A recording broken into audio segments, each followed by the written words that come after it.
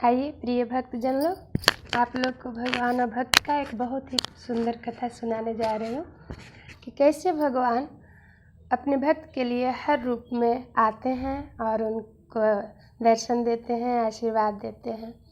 यह कथा गुजरात की है। गांव और नाम तो मुझे याद नहीं है, क्योंकि जब मैं ये कथा पढ़ रही थी तो मैं ससुराल में रहती थी और अपने बच्चों के लिए रोज़ एक भगवान की कथा पढ़ती थी, क्योंकि उन्हें सुनाना होता था। और दूसरे सुने हुए कथा वो सुना नहीं करते थे। जैसे अपना यूट्यूब लिख देता है ना, रिपीट अपलोड वीडियो को, उसी प्रकार मेरे बच्चे बोल देते थे ये सुन लिए हैं, ये नहीं सुनेंगे। तो मैं दूसरा कथा पढ़ा करती थी और उन्हें सुनाया करती थी। तो बस मेरा यही था कि मुझे कथा पढ़ लेना है और रात में उनको सुनाना है। तो मैं रोज़ आप सबको भी कथा सुनाऊंगी। मुझे पता नहीं था कि अब मेरे बच्चे जब बाहर चले जाएंगे तो मैं अपने गोपाल जी को एक कथा सुनाऊंगी, आप सबको भी सुनाऊंगी। मैं कभी बिल्ली चूहे की कथा नहीं सुनाई, भगवान और भक्त की कथा सुनाई और महाराणा प्रताप शिवाजी की कथा सुनाई। अभी मेरे दोनों बच्चे बाहर हैं, पढ़ाई कर रहे हैं, तो मैं अपने गोपाल जी को कथा सुनाती हूँ और आप सब भी सुनिए। और कहते हैं कि जब हमसे कुछ गलती, जैसे काम करने में, खाना बनाने में, जाने अनजाने में, छोटी जीव जंतु जैसे छोटी छोटी जीव जंतु हैं, चींटी वगैरह की हत्या हो जाती है तो दोष लगती है। और किसी को हम कुछ बोल रहे हैं, हम तो अपने से अच्छा ही बोल रहे हैं, पर सुनने वाले को शायद उनका दिल दुख जाए, उन्हें खराब लग जाए। तो इसमें जो दोष लगता है वो भगवान की कथा, भगवान की वर्णन सुनने से सब दोष खत्म हो जाता है। आइए, बहुत सुंदर कथा है, उसको बहुत ध्यान से सुनिएगा। तो गुजरात की किसी गांव की कथा है। एक महिला भगवान कृष्ण के मंदिर जाती हैं पूजा के लिए, अपने बच्चे को, बेटा को लेके हाथ पकड़ के जा रही है, मंदिर जाती है।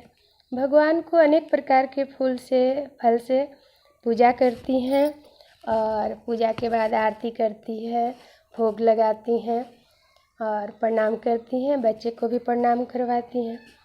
पर माँ जब तक पूजा कर रही हैं, भोग लगा रही हैं, फूल पुष्प चढ़ा रही हैं, तब तक वह बच्चा भगवान गोपाल कृष्ण जी को ध्यान से देख रहा है, ध्यान से निहार रहा है। कितना सुंदर छवि है, कितनी सुंदर मूर्ति है, बांसुरी लिए मेरे भगवान जी हैं।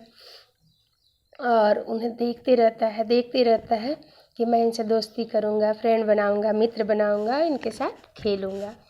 ऐसे मन में वो भाव लाकर बहुत देर से सोचते रहता है। जब पूजा हो जाती है तो माँ प्रणाम करती हैं और बोलती हैं चलो प्रणाम करो, घर चले। तो बालक बोलता है, उसका नाम गोपाल होता है, कि नहीं हम नहीं जाएंगे। तो क्यों? तो मैं इन्हें भगवान कृष्ण भगवान के साथ दोस्ती करेंगे और गुल्ली डंडा खेलेंगे, क्योंकि उस समय क्रिकेट का खेल नहीं होता था, गुल्ली डंडा बहुत प्रसिद्ध था बच्चों के लिए। एक छोटी सी लकड़ी के टुकड़े होते थे और एक बड़ी, उसी से बच्चे खेला करते थे और बहुत सुंदर वो खेल होता था।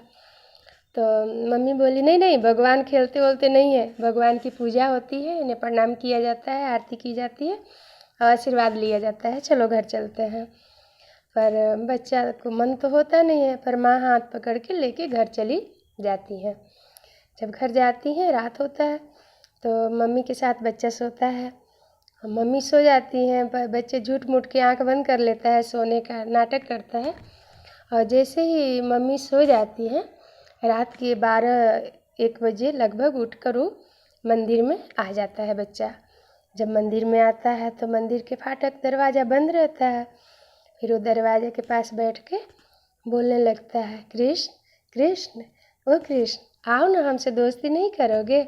आओ दोस्ती करते हैं, गुल्ली डंडा खेलते हैं, आओ ना मेरे दोस्त, आओ ना। थोड़ी तो भगवान सुनते नहीं है, पर उसके इतने करुण शब्द, इतने मीठे प्यारे शब्द को, आओ ना ए कृष्ण कृष्ण मेरे दोस्त आओ, मेरे कोई दोस्त नहीं है। तो मंदिर का फाटक खुल जाता है। अब भगवान सेम वैसा ही 6-7 वर्ष का बालक के रूप में बांसुरी लिए, मोर पंख लगाए आते हैं। अब बोलते हैं गोपाल, उस बालक का नाम गोपाल है, गोपाल चलो अपन गुल्ली डंडा खेलते हैं। दोनों वहीं के मंदिर के पास के ग्राउंड में गुल्ली डंडा खूब खेलते हैं मन भर। और भगवान जान जान कर हार जाते हैं ताकि गोपाल को अच्छा लगे, आनंद हो, खुशी हो। और जब काफ़ी देर खेलने के बाद भगवान बोलते हैं अब तुम घर जाओ और हम भी मंदिर जा रहे हैं, भक्त लोग आएंगे पूजा करने।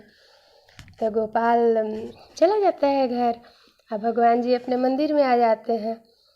गोपाल का रोज़ का काम होता है, रोज़ रात में उठ कर आना मंदिर में, आओ मेरे कृष्ण अपने खेलते हैं। और भगवान अब तो तुरंत ही आ जाते हैं और दोनों खूब खेलते हैं। इसी तरह बहुत दिन तक ये हो रहा था। एक दिन मम्मी देखी कि रात को 12-1 बजे कहाँ उठ कर ये बच्चा जा रहा है, क्या कर रहा है। मम्मी की नींद खुल जाती है। तब मम्मी छिप छिप कर बच्चे के साथ जाती है कि कहाँ बालक जाता है, देखते हैं। तो देखी कि ये तो मंदिर की तरफ जा रहा है, मंदिर में गया। फिर वहाँ पे बुलाने लगता है गोपाल, आओ मेरे दोस्त, आओ कृष्ण अपना खेलते हैं, आओ जल्दी आओ। तो कुछ देर के बाद आवाज़ आती है, नहीं गोपाल आज हम नहीं आएंगे। तो इस पर बालक बोलता है क्यों, क्या बात है। तो आज कोई छिप कर देख रहा है, आज हम नहीं आएंगे।